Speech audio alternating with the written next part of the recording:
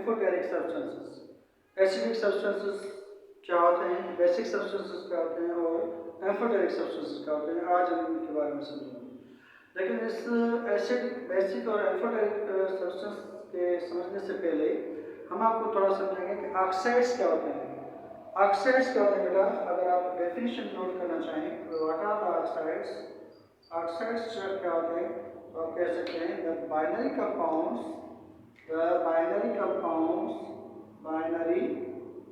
binary compounds of oxygen are known as the oxides। अगर oxygen के binary compounds होंगे यानी ऑक्सीजन किसी के साथ अगर रिएक्ट करेगा तो उसको हम कहते हैं ऑक्साइड्स। फॉर सपोज करें कि अगर ऑक्सीजन कार्बन के साथ रिएक्ट करेगा तो क्या बनेगा, कार्बन डाइऑक्साइड बनेगा। ठीक है, अगर ऑक्सीजन यानी कि किसी और सब्सटेंस के साथ रिएक्ट करेगा जैसे सल्फर है तो सल्फर डाइऑक्साइड बनेगा। नाइट्रोजन के साथ रिएक्ट करेगा तो नाइट्रोजन डाइऑक्साइड बनेगा। तो सिंपल सी बात है बेटा कि अगर ऑक्सीजन रिएक्ट करेगा किसी भी सब्सटेंस के साथ तो उसको हम कहते हैं ऑक्साइड्स। ऑक्साइड्स क्या होता है, ऑक्साइड्स एक बाइनरी कंपाउंड होता है। ठीक है, उसी के हिसाब से ऑक्साइड्स के हिसाब से हम समझेंगे कि एसिडिक सब्सटेंसेस कौन से होते हैं, बेसिक सब्सटेंसेस कौन से होते हैं और एम्फोटेरिक सब्सटेंसेस कौन से होते हैं। अब एसिडिक सब्सटेंसेस से क्या बता दें, ऐसे सब्सटेंस एसिडिक सब्सटेंस तब बनेंगे जब नॉन मेटल ऑक्साइड्स रिएक्ट करेंगे। किसके साथ रिएक्ट करेंगे, वाटर के साथ। नॉन मेटल ऑक्साइड्स का मकसद क्या है, नॉन मेटल ऑक्साइड्स जैसे कार्बन डाइऑक्साइड में जो कार्बन है वो नॉन मेटल है और ऑक्सीजन उसके साथ ऐड है तो हम इसको कहेंगे नॉन मेटलिक ऑक्साइड। तो carbon dioxide non metallic oxide है और सल्फर डाइऑक्साइड भी नॉन मेटलिक ऑक्साइड है। यानी कि अगर आप कह सकते हैं कि ऑक्साइड्स के दो किस्म होती हैं। ऑक्साइड्स के दो किस्म होती हैं। ऑक्साइड्स बेटा दो कैटेगरीज में आएगा, एक एसिडिक ऑक्साइड, एक बेसिक ऑक्साइड्स यानी कि मेटालिक ऑक्साइड्स। मेटालिक ऑक्साइड होते हैं और दूसरा नॉन मेटालिक ऑक्साइड्स। ठीक है, तो मेटालिक ऑक्साइड्स मिलकर क्या बनाएंगे, मेटालिक ऑक्साइड किसके साथ मिलेंगे, मेटालिक ऑक्साइड्स अगर वाटर के साथ ऐड होंगे तो वो बनाएंगे यानी कि बेसिक ऑक्साइड्स। अगर मेटालिक ऑक्साइड्स रिएक्ट करेंगे वाटर के साथ तो वो क्या बनेंगे, वो बनेंगे बेसिक ऑक्साइड्स या अल्कली यानी अल्कलाइन सब्सटेंसेस। लेकिन नॉन मेटालिक अगर यानी कि ऐड होगा, नॉन मेटालिक ऑक्साइड्स अगर ऐड हो जाएंगे या रिएक्ट करेंगे वाटर के साथ तो वो फिर एसिड का सब्सटेंस बनेंगे। ठीक है, आते हैं इसके एग्जांपल पे कि non metal oxides such as carbon dioxide या सल्फर डाइऑक्साइड या फास्फोरस पेंटाऑक्साइड, ये अगर रिएक्ट करेंगे या मिक्स हो जाएंगे वाटर के साथ तो क्या बनाएंगे, तो ये बनाएंगे एसिडिक सॉल्यूशंस। अब कार्बन डाइऑक्साइड रिएक्ट करेगा वाटर के साथ तो ये क्या बनेगा, हाइड्रोजन का यानी कि H2CO3 बनेगा। ठीक है, ये एसिडिक ऑक्साइड्स है और सॉरी एसिडिक सॉल्यूशन है। सल्फर डाइऑक्साइड अगर रिएक्ट करेगा वाटर के साथ तो इसमें देखें हाइड्रोजन मौजूद है, तो हाइड्रोजन मैंने पहले आपको बता दिया था कि इसमें हाइड्रोजन ऐड होगा तो उसको हम कहेंगे एसिडिक। तो सल्फर डाइऑक्साइड वाटर के साथ बनेगा तो भी एसिडिक ऑक्साइड बनेगा, एसिडिक सब्सटेंस बनेगा। और पेंट यानी फास्फोरस पेंटाऑक्साइड अगर वाटर से रिएक्ट करेगा तो फिर भी एसिडिक सब्सटेंस बनेगा। तो कहने का मकसद ये बेटा, एसिडिक सब्सटेंस तब बनेंगे जब नॉन मेटलिक ऑक्साइड्स वाटर के साथ रिएक्ट करेंगे।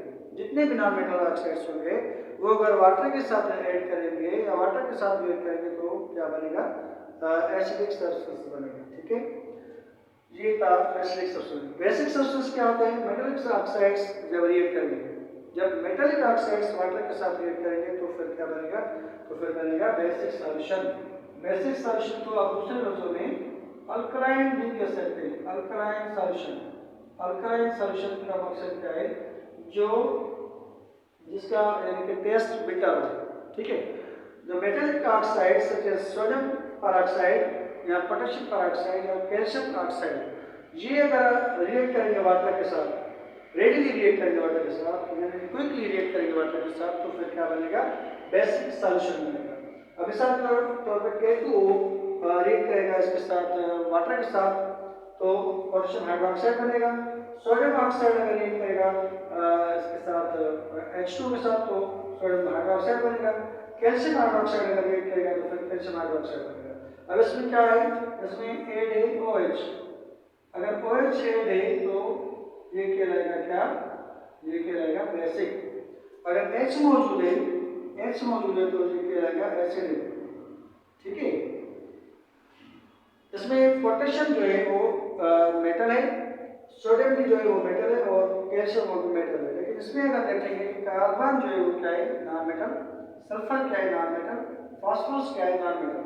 नॉन मेटल ऐसे एटम्स या मॉलिक्यूल्स होते हैं जो इलेक्ट्रॉन को गेन करने की सलाहियत रखते हैं, और जो के मेटल्स होते हैं, मेटल्स इलेक्ट्रोपॉजिटिव होते हैं, नॉन मेटल्स हमेशा इलेक्ट्रोनेगेटिव होते हैं। ठीक है, एम्फोटेरिक सब्सटेंसेस क्या होता है बेटा, एम्फोटेरिक सब्सटेंस ऐसे सब्सटेंस होते हैं जो पानी से रिएक्ट ना करें, यानी वाटर से रिएक्ट ना करें, तो फिर किससे रिएक्ट करेगा, वो उसमें एबिलिटी होती है कि वो रिएक्ट कर सकता है इसके साथ, एसिड के साथ या बेसिक के साथ।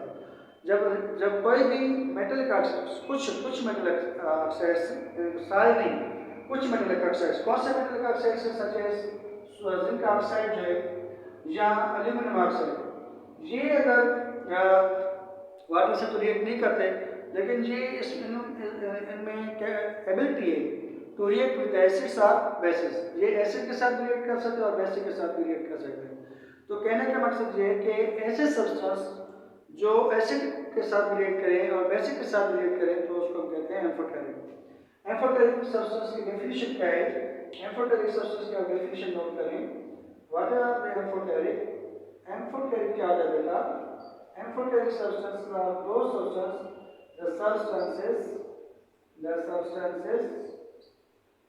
the substances having dual properties, dual characters, ऐसे यानी कि सब्सटेंस जिसमें दोनों खासियत हो, या बिहेव करें दोनों acid, characters of acids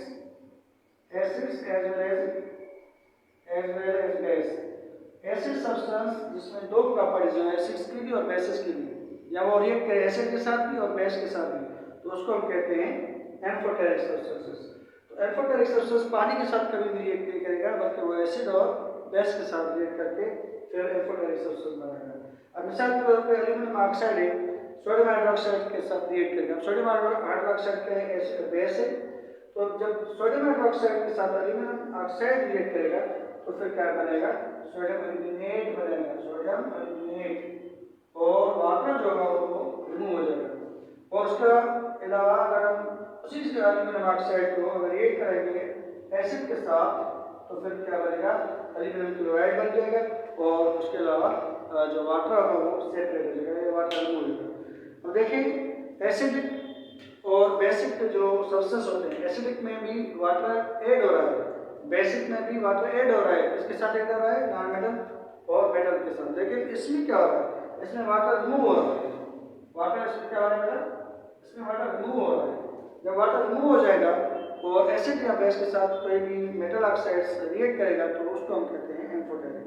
hopefully आपको समझ में आ गया आज का लेक्चर, और उम्मीद है इंशाअल्लाह हम नेक्स्ट लेक्चर में आपसे इनके जो एसिड के बारे में इनके थ्योरीज है वो हम पढ़ेंगे।